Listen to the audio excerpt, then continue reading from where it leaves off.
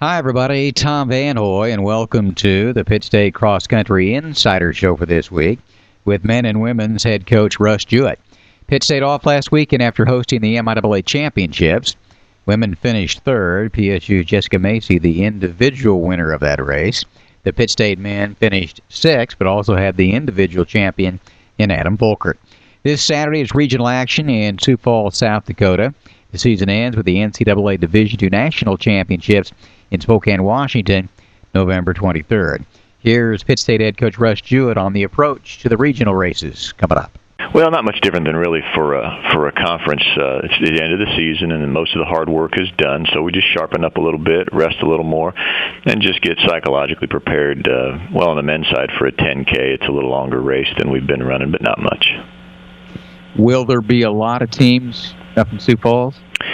Yeah, there will be. Our region, the central region, is comprised of three conferences, two pretty big conferences, the Northern Sun and the MIAA, and then the Great American Conference in cross country is a fairly small conference. But there will be probably 25 to 28 teams competing.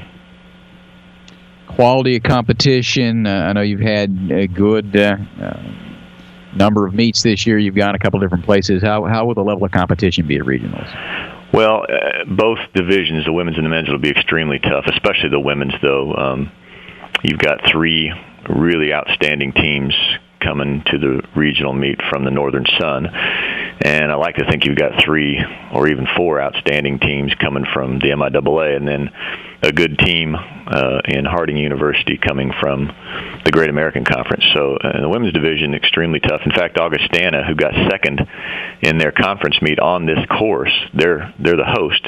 Their women's team got second in their conference to Minnesota Duluth, and Augustana won the national championship a couple of years ago and they medaled or podiumed, I guess, last year. So very, very strong. For those that don't know, how does it work in cross country at the regional level in terms of a team and or individual qualifying for the nationals? It's primarily a team qualification, which I certainly agree with. There are 8 regions in the country, 3 automatic team berths to the nationals from each region, and then there are a total of 8 earned berths. So, for instance, if a team places in the top 8 at the national championships, then the following year they earn their region an additional berth for that top 8 finish. So it sort of rewards the strength of each region. So for this year, in the women's division, we'll have 4 teams out of our region that qualify to nationals, and in the men's, we'll have 5. You kind of have an idea how your team, your individuals, for both the men and women, will run this year. Does it change at all the mentality sometimes for some athletes when you get to the regionals, knowing that if you turn in a good performance, you might have a chance to go to the nationals? Oh, I think it does. I think, the conference championship is, who's the best in sort of your backyard, and that's important. The regional is not as much of a championship as a stepping stone or a gateway to the national championship, and that's the big deal. So it does make a little difference, I think, psychologically, and we certainly want to represent Pittsburgh State at the national level, and you don't have to win this meet in order to be able to do that. So I guess there are some differences. Have you geared your training to get to this point to where you are at peak condition? Absolutely. We haven't really rested for any meet yet other than the conference meet, rested a little bit for that, and then we'll back off even more for this meet. And we've been training for 10K for the men all along. We finally get an opportunity to race it. And of course, for the women, this women's team's had their eyes on the national championships and getting a berth really since the beginning of the summer, I think. So certainly mentally geared and physically geared with training toward peaking physically and mentally right about now. Is it hard with the way cross-country runners are wired to get them to back off a little bit at certain times? Some it really is. That's a challenge sometimes for some of these folks that are really hard workers, and they understand the value of hard work and putting in all the miles and the quality miles. And sometimes it's hard to convince them that now's the time to unload a little bit and super compensate because they just are habituated to work hard. But we do it. I think we do a pretty good job of it. Do you cross-train much? Yeah, we do some. Cross-training is a supplement for those athletes that maybe can't handle the running mileage, the impact of running on the ground, but still need more volume of cardiovascular work. And it's for some athletes who get dinged up, minor injury or a serious injury if that were to occur. So cross training has a place in our program, mostly in the pool, but we do some elliptical training and biking as well. Overall, at this point, as the season's winding down as far as cross country is concerned, and you take a look back, are you where you want to be? And you can start with the women's side. And any surprises this year, or just overall, how have you been, you think? Well, I think we've had one sort of off race. Unfortunately, that was our conference championship, and I, as a coach, take more than an equal share of responsibility for how we performed there, because I had my off race too. But I think the season is not just one competition in terms of whether it was successful or not, but it does come down to a couple or three primarily, and that's the conference, the regionals, hopefully the nationals. So both teams, I think, had a little off meet at the conference championship, but these are young men and women that are resilient and are determined, and I know that they'll give everything they have at the regional meet. You mentioned you thought you had a little off race as a coach. I mean, how do you self-evaluate, and I mean, just exactly what does that mean? Well, I didn't have us prepared for the right kind of race plan, I don't think. I mean, it's our home course, and I just didn't. I just made a mistake, a misjudgment, I think, in how I had our kids race, or how well I had them prepared to race the right way, I guess is an equally accurate way of putting it.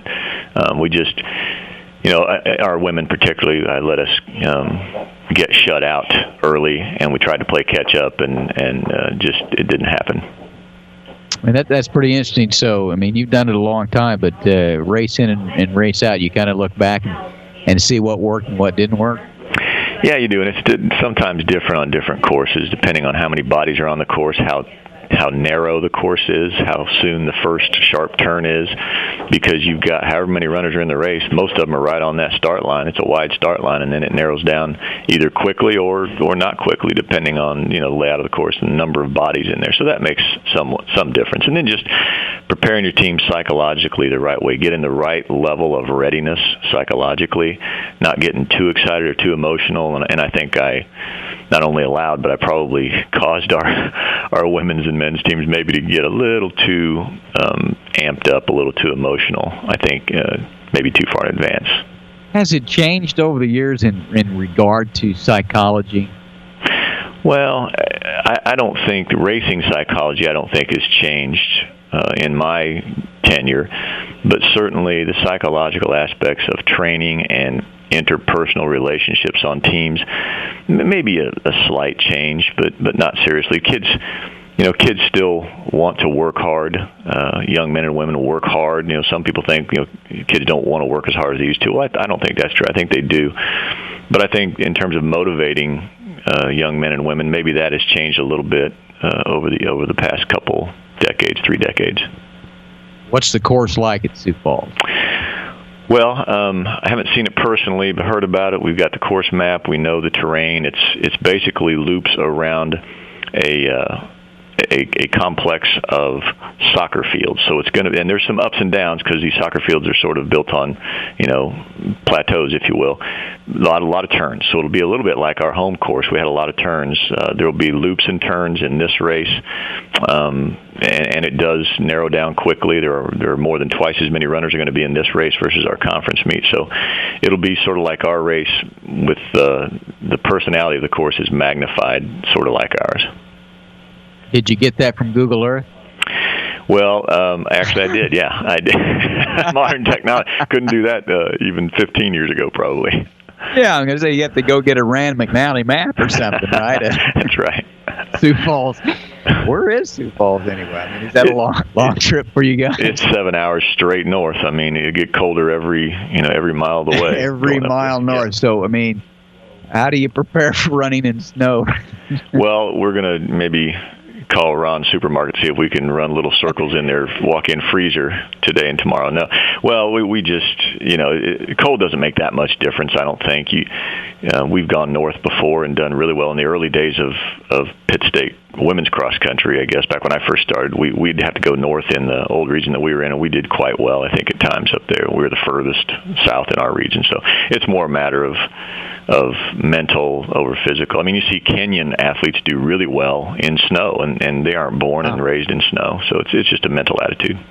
Hey, before I let you go, just a moment about indoor track and field. When that's coming up, and the polls were out, the men for Pitt State #2 and the women 4. Do you slide right into that from cross country? And do your cross country runners, most of them, do they participate in indoor track and field? It is a transition that goes pretty quick. You know, if we make it to the Nationals, that's a weekend before Thanksgiving in cross country, and then our first track and field competition indoors the first weekend in December. But we will not race any of these distance runners that are competing in cross country in that first meet. We do race indoor track with these distance runners. We're a little bit careful with how much we race them because a couple of reasons. That the indoor turns are tighter and there's more of them per race, and so it's more stress, but also just hard to reach a physical and emotional peak, I think, 3 times for performance. You know, cross country, outdoor track are the main peaks for us, if you will. We really put our effort into those 2 seasons for distance runners, and then the indoor season we kind of take what we can get with distance runners. Do you have some athletes right now that are training specifically for indoor events? Well, there's really not an indoor event that we don't have the outdoor version of. We do have the vice versa. You know, we have javelin throwers and discus throwers that can't compete indoors. But, you know, even this weight throw, this 20-pound weight throw for women and 35-pound weight throw for men, it's the equivalent of that outdoors is the hammer. So we don't have anybody that just competes indoor. Certainly they all compete outdoor as well. That's Pitt State men and women's cross country coach Russ Jewett on this edition of the PSU Cross Country Insider Show.